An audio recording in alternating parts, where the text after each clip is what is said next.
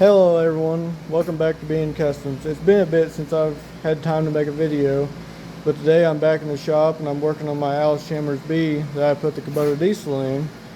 Throwout bearing housing busted on this tractor last fall, and I was unable to find one to replace it with online, so I ended up finding two parts tractors that I bought, and I got the throwout housing out of one and got the clutch back in and got everything back together. I'm buttoning everything up now.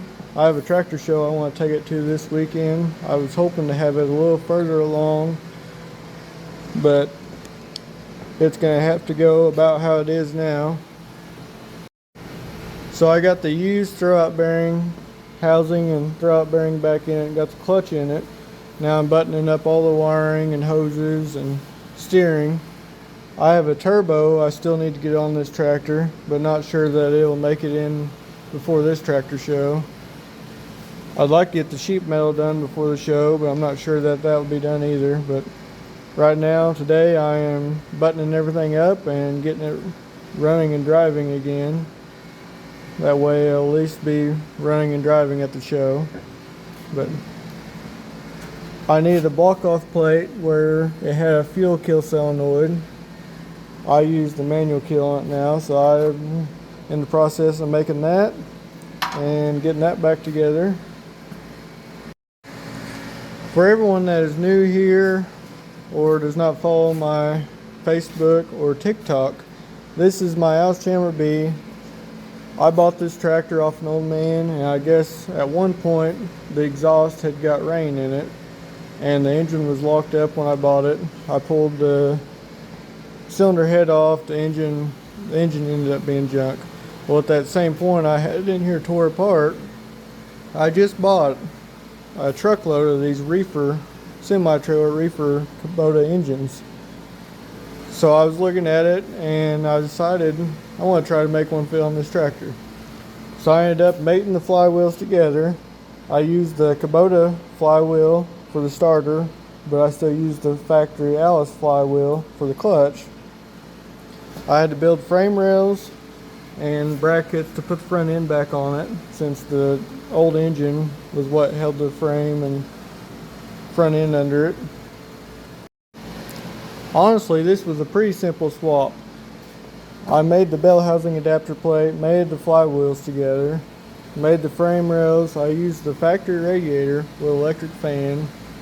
I put a 1-wire mini alternator on it. I'm using the factory fuel tank, just plumbed it to a 12-volt pump, and I plumbed the return line up into here.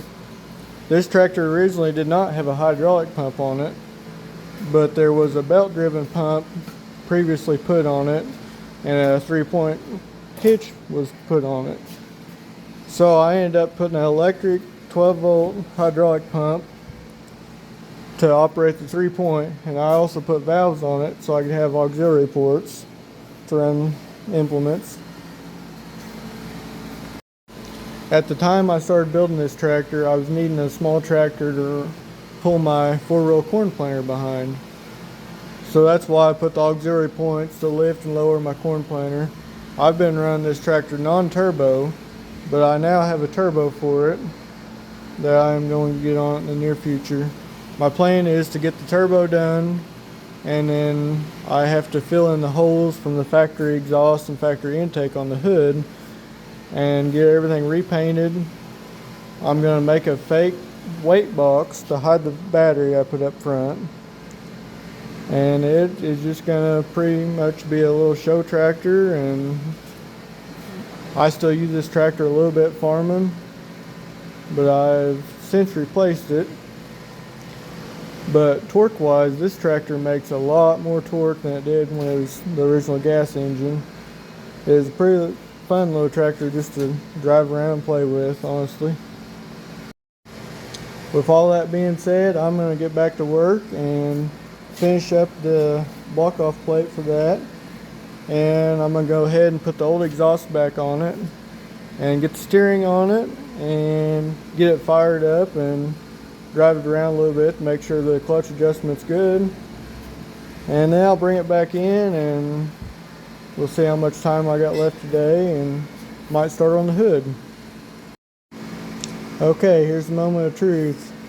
I got everything wired back up, the exhaust on it, air filter on, fuel system hooked up, throttle, everything should be hooked up right. Let's see if it'll fire up. Fuel pump, I can hear the fuel returning.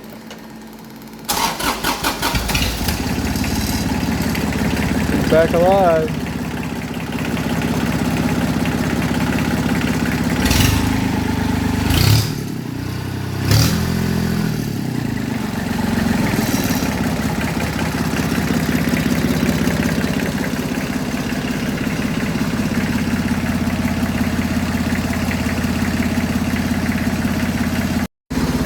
Okay, everything looks pretty good. Let's go for a little spin around the shop and see how it does.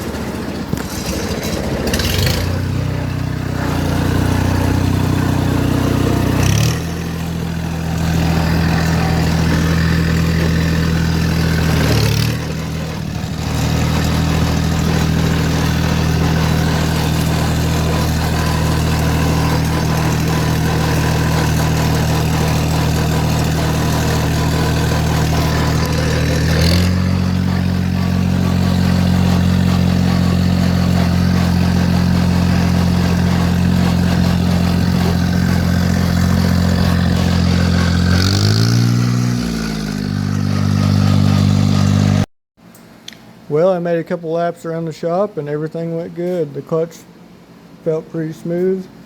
So I think that's going to be all for today. Thank you for watching, and go follow my TikTok and Facebook also. And hopefully I'll get some more videos out soon. Thank you.